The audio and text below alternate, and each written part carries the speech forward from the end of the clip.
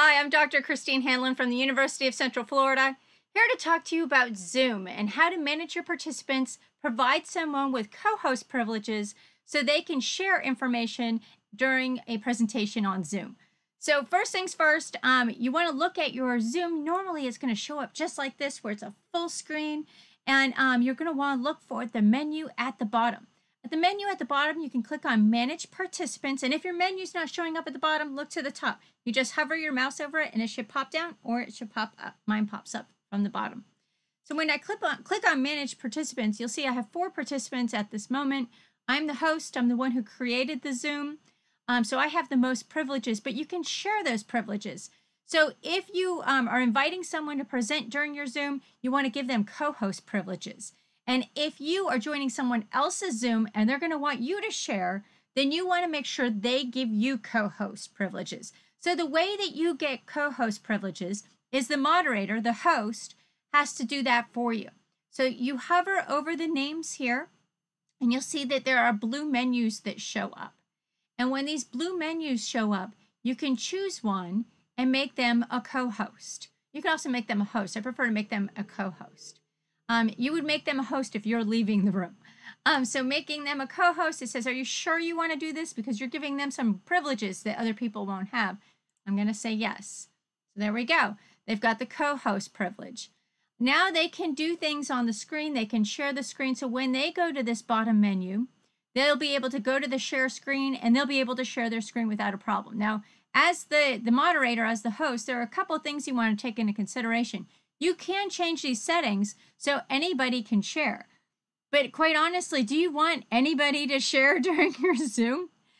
One of the great things about Zoom is you can control the environment quite a bit.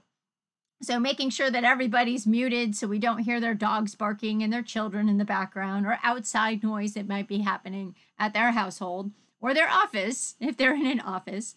Nowadays, we're all in the pandemic stage, so we're all pretty much in our homes. But you can have them share simultaneously, but that's kind of a mess. It's better usually if you're just having one participant share at a time. And there are advanced sharing options as well, but I stick with the one participant at a time. Now, when you click this share screen, whether you're the host or you're the co-host, you're going to get this screen here. I'm going to go ahead and move this over so you can see me. There we go.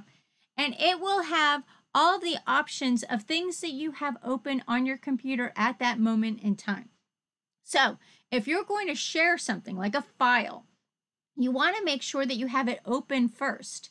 If you don't have it open, you're going to have to find it. And sometimes it just takes a little bit longer and it's kind of a mess. So make sure you have it open first. So here you can see I have a PowerPoint open. One of the things to take into consideration with PowerPoint is that when you open it, it will open it in slide sorter view, which is the view it's showing up in right now on the screen. And you don't want to show your audience that because then they see all your good stuff. Now, there are a couple ways you could get away with not having them see that. One way is you could have a whole bunch of black slides in the beginning, and you could just click through those in the beginning. That way nobody sees it, right? The other thing that you could do is just start your slideshow right away. So really fast, open it up and just click into your slideshow, which is what I've seen most people do. Now, when I do this, it's not going to work as well, not nearly as well, as it will for you when you do it in Zoom. And the reason for that is because right now I'm using OBS, which you can see is in this next screen over. And it's me recording my screen. It's my screencasting program. And so it's going to kind of mess up the screen. So it's going to take me a minute to get that straightened out. But I'll go ahead and I'll show you how this looks. There we go. It's going to be, oh, it didn't get to be a mess this time. So really quickly, go into slideshow mode, quick. And the key to going into slideshow mode really quickly when you do that is that you want to make sure that you've selected that first slide already. When you have your PowerPoint file open on your computer, if you have like the third or fourth slide, or even worse, the last slide, it's going to start with that one. So you've got to be really careful about when you're starting the PowerPoint and how you're starting it quickly so your audience doesn't see all of your slides.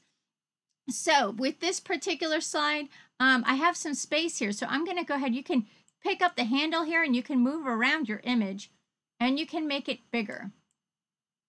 Oh, let me remember how to do this. I did it before. There we go. Oh, no. Come on. How How did I make it bigger? Now it's just moving the PowerPoint. Well, in the past, I was able to make that bigger. I don't know why I'm not able to make it bigger now. Anyways, you can move this around to other parts of the slide, whatever makes sense for your presentation. And I have been able to manipulate the size of this just by pulling it out and making it a little bit bigger in the past. I don't know why it's not letting me do that now. And do keep in mind that Zoom is going to be very similar to what we've been experiencing with YouTube, and that as they improve things, the settings and everything, the features change over time. So keep in mind that if you're not seeing a feature that I'm mentioning now, that they may have changed versions. So that may be an issue. But anyway, so you can go through your PowerPoint, you can show it off, and then you can stop the share and bring it back to you as well. So there are lots of different options for sharing your screen. And of course, when you look in there, you also want to see that they also have a whiteboard that you can use. And the whiteboard can be interactive, so that can have some interesting opportunities available for that as well. But anyways, that's how you get co-host rights. That's how you get co-host privileges. That's how you share co-host privileges, and how you can share your screen using Zoom. Have fun and have a fantastic Zooming day.